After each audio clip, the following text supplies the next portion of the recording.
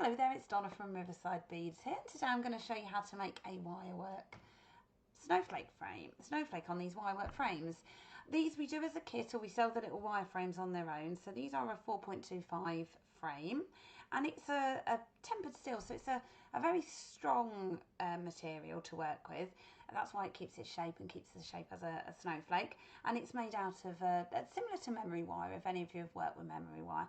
Not as flexible in some ways, but nice little soldered bit together there in the centre, which keeps it nice and firm and as a snowflake. So this is one that I've pre-started. This is one of Riverside Beads kits, so it has everything you're going to need in it, plus a set of instructions. I'll just grab those in. Plus a set of instructions as well, which will show you everything you need.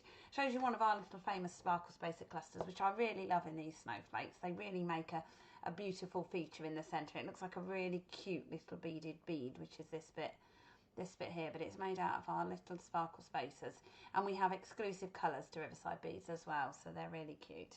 I will start on this one that I've been working on. Once you've done one side, sometimes worth just balancing it out and going to the opposite side.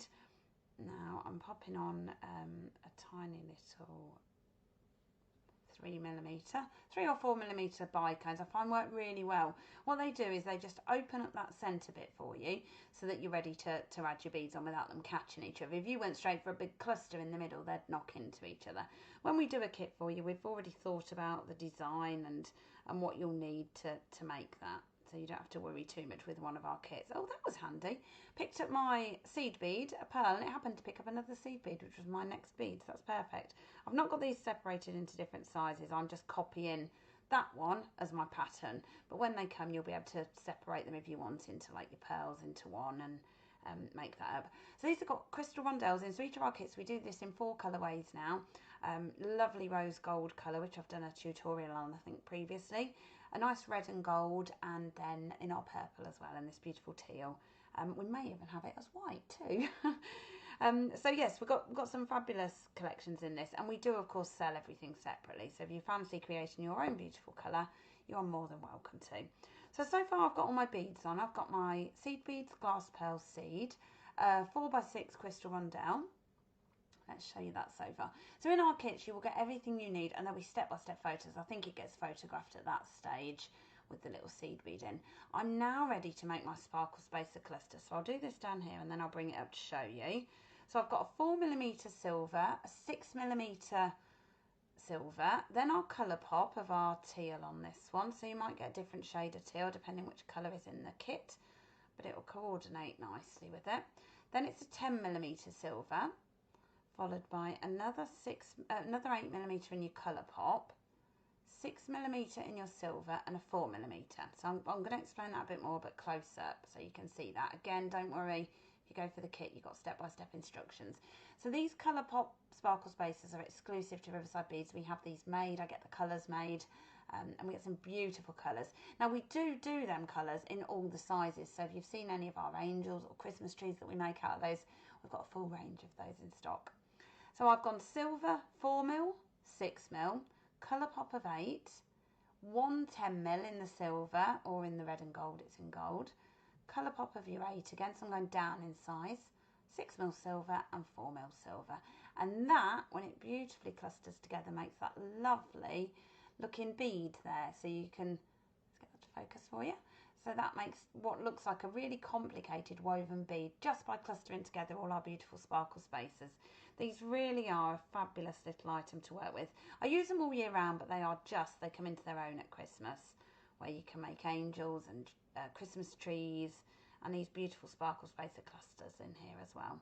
So I've continued, I use seed beads quite a lot in this design just to fill it out. It also looks really nice if you mix up some little silver spacers or something on this design. So I've got another pearl, and then I've got one more crystal to go, and then hopefully I will fit on one more little seed bead there. And you should have that amount of room roughly to make your loop on.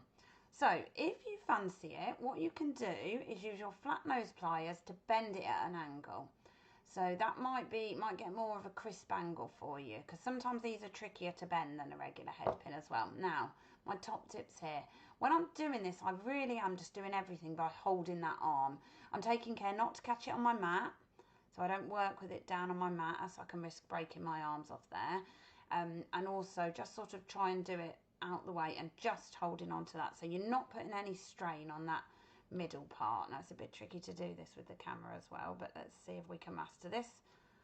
It has been known to break off sometimes, but if you're careful with it, you've got the best chance of it not. So I'm turning my loop, and as much as I'm trying to do it in the way that I would always do a headpin loop, your main thing with these, they are tough, and you've just got to be firm with it and just convince it needs to go round and turn a loop for you. So that is my second one on my opposite side there. Now you carry on with your design and bring these on. You can do opposite side ones. So again, we're starting with our lovely little 3 or 4 millimeter. It's really not part of the design. It just expands that base so your beads don't catch as they go. And you can see in that centre, a bit closer up, they are just soldered in there just to hold it together. So you do need to take care of these. Whilst the material that you're working on is incredibly robust and firm, what I do is at the end of the year I sort of wrap them in a little bit of bubble wrap when I put them away, a bit like you would if it was a glass bauble or something. I'm just going to swap that one. That one looked a little bit big. I don't want it turned up too big at the end now I've started with my design. And then I'm copying this pattern here. So it's your seed, your 6 millimeter pearl, another seed, your crystal, 4x6 crystal, a seed again. So it's about a size 6 seed bead, but you could swap that up if you wanted for a nice little 3 or 4 millimeter bead if you fancied adding a bit more silver along the way. And also you could try swapping that for another sparkle space of it as a divider as well. So the design's very versatile. If you go for the kit, it's the materials that you've got to make this design, but if you want to have a play about and interchange it up, we've got all of the snowflake blanks. We're quite well stocked at the moment on those. Sometimes it goes a bit crazy near Christmas and we run out of stock, but at the moment we have plenty. So that one fell off for me. You don't want to, you need to be careful not to, I'm still not resting anything on there, and I'm almost supporting the whole thing. You can see I've got my fingers under it. It's not foolproof to not break one off if you're a bit heavy-handed sometimes with it, but it's the best way I've found. Just nice and gentle supporting it, very gently taking it to where I need, so I'm not catching it at all. And I find that's the best chance. The worst thing is when you get to the last one, it decides to break off on you. You've perhaps been a bit rough as you go along. I've done it many times, honestly. It's awful. It's very frustrating. I'll sample ones in the shop because they get pulled about a bit after a few years. Sometimes they give up the ghost in the middle. But yeah, so that's what I'm saying about your ones at home. Just take care, bubble wrap them up each year and just take care of them. So I'm bending that again with those flat nose pliers. I find I can get it crisper and tighter to the bead if you want to do it that way. And then round nose pliers again. There, and I'm just trying to turn that without putting any strain on that centre bit, and just in like so. If you need to, when you get to that stage, if you're nearly there like I am, you could just give it a little squeeze like that, and that's just finished it. Oh, I don't know if you quite saw that. Let's try and get that in focus for you. So just flat nose pliers and just give it a squeeze. I don't do that with head pins because it can sometimes sort of distort your shape, but with this it does seem to work. And you continue along with that.